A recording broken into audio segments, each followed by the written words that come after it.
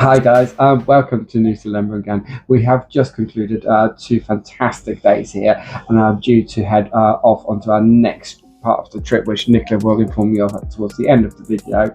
However, how did we get here? We went from our hotel in Sanur, got a taxi over to the harbour, and it was a really simple process. They took our bags, we just had to walk over to the harbour, checked in onto our boat, and 30 choppy minutes of a tour. So if you do get seasick, you might want to take some seasick tablets beforehand. And once you get there, just be aware that you are going to be wading into the water to get to the beach, because there is absolutely no harbour or jetty that you get dropped off. But don't worry, your bags will be transported onto the beach for you. We then headed to our hotel via taxi again. When I say taxi, they're one of those, I don't know, how would you describe them?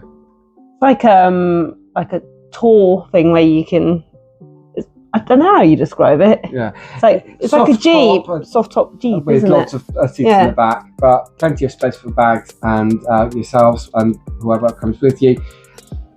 We got to the hotel, chilled for a bit, and then we went on our village tour that was included in this trip. It's not a village tour whatsoever, it's an island tour, and I think it should actually be described that as an island tour, because I think that is more... Yeah, because we saw quite a lot of the island, didn't we? Yeah. So we headed off to the Yellow Bridge, which is between Nusa Lembongan and Nusa Ceningan. Nusa meaning small island in Balinese. So just had a bit of a stop off there before we headed off to the seaweed farm. Yes, and we tried some. It was quite interesting, wasn't it? If you call interesting the same texture as chicken feet. Farm. So this is the seaweed they produce. It's brilliant because it only needs the sea and the sun, and after a month you can eat it. So I'll give it a go.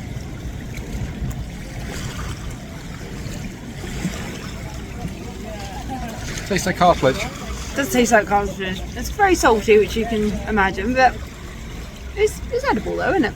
It's alright. But I'd rather have meat.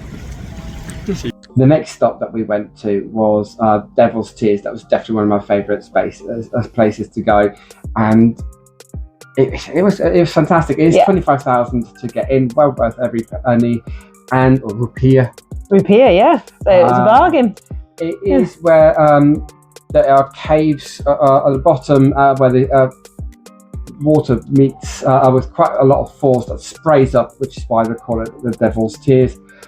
I did have my drone out, I was videoing, but unfortunately it wasn't successful, so they didn't save, and now my drone's broke as well, so no drone images at all for this trip, which is really disappointing. But but you can't have everything, can you? Can't, no. And the next stop, which is right next door, is Dream Beach. Dream Beach, yep.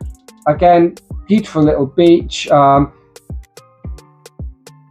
We didn't really go down there, we just had a view from the top. The sea's quite rough though, so if you're not a strong swimmer, I wouldn't recommend it, but if you like big waves, it's a good one to go in. We just chilled at the local bar up there and had a beer, and then, just headed back to the hotel for an evening. Don't forget the sunset spot as well. Oh yes, absolutely. When you go to Devil's Tears, there is a sunset spot included.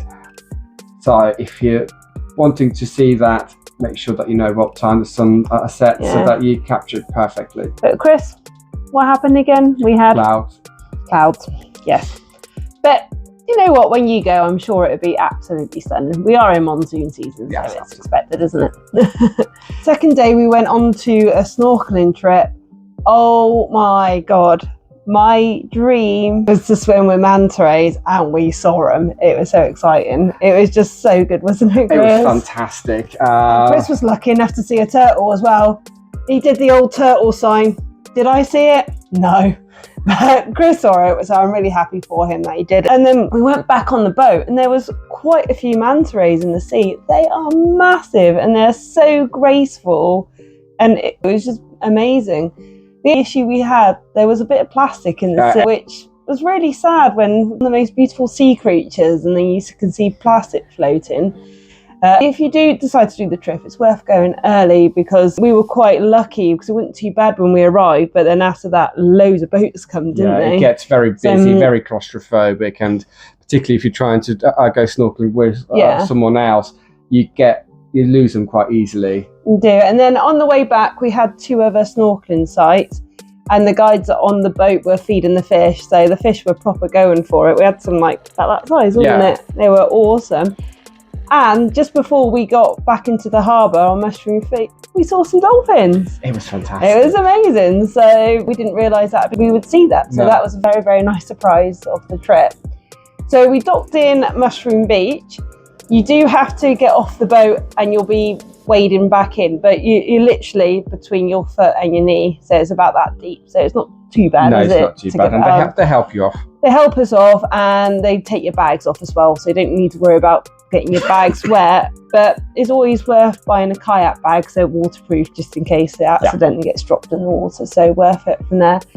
So after the fantastic trip, we had lunch on the beach, and it was just beautiful, just looking over the ocean. So Mushroom Beach is more of a harbour, isn't it? It is. That is a designated swimming area. So it's got a designated swimming area, but it's not massive.